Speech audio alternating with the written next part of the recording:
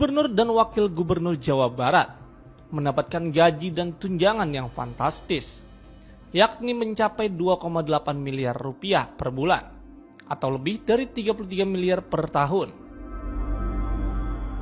Hari ini banyak yang membicarakan tentang penghasilan Gubernur Jawa Barat, tunjangannya mencapai 33 miliar. Saya tegaskan ya bahwa saya sejak awal terbuka menyampaikan satu gaji gubernur dan tunjangannya itu sebesar 8,1 juta dalam setiap bulan. 8,1 juta dalam setiap bulan. Setelah itu saya mendapat fasilitas baju dinas. Saya tidak mengambilnya dan mencoretnya anggaran tersebut. Jadi baju dinas Gubernur Jawa Barat itu tidak ada. Bajunya beli sendiri karena saya bukan yatim piatu. Kemudian mobil dinas saya tidak mengambilnya. Kemudian yang berikutnya ada lagi yaitu anggaran perjalanan dinas. Sebelum saya menjabat, gubernur yang terdahulu anggaran dinasnya per tahun 1,5 miliar. Kemudian setelah saya menjabat, saya turunkan menjadi 750 juta. Dan sekarang di perubahan APBD tahun 2025, anggaran perjalanan dinasnya diturunkan lagi 100 juta. Jadi dalam setahun saya menggunakan anggaran perjalanan dinas itu 100 juta dan sekarang baru habis 74 juta. Jadi sisanya mungkin untuk bulan September, Oktober, November, dan Desember. Nah selanjutnya lagi, ada apa lagi? Ada yang disebut dengan biaya operasional yang diatur dengan peraturan pemerintah. Yaitu besarannya 0,15% dari realisasi pendapatan asli daerah. Nah diperkirakan APBD Provinsi Jawa Barat 15% realisasi pendapatan asli daerah itu sekitar 28 miliar. Dari 28 miliar itu dibagi dua, gubernur dan wakil gubernur. Gubernur 75%, wakil gubernur 25%. Maka jatuhnya yang saya peroleh adalah 21 miliar 600 juta rupiah per tahun. Dan kemudian anggaran itu digunakan untuk apa?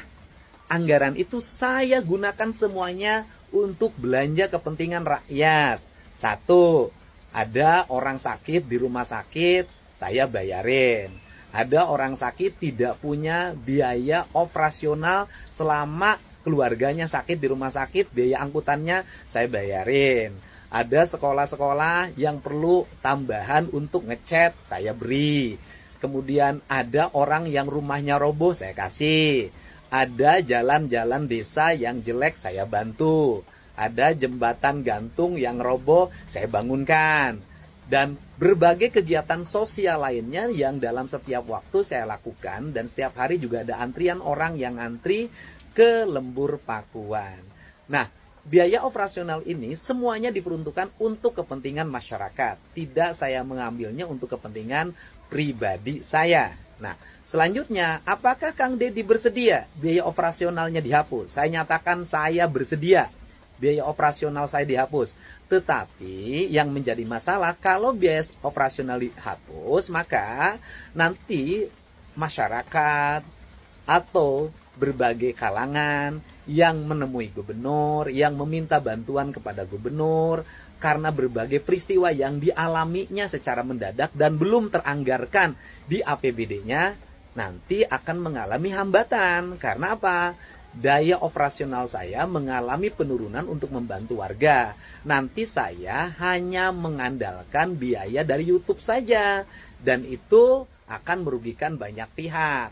Nanti banyak orang yang tidak tertolong nyawanya karena tidak punya biaya untuk pergi ke rumah sakit. Banyak rumah roboh yang tidak bisa saya bantu dengan cepat.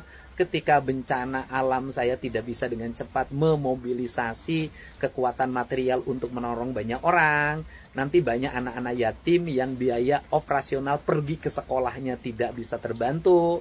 Nah, ini saja beratnya. Tetapi secara personality saya nggak ada masalah apapun. Kalau memang itu sebuah keharusan, harus dihapuskan.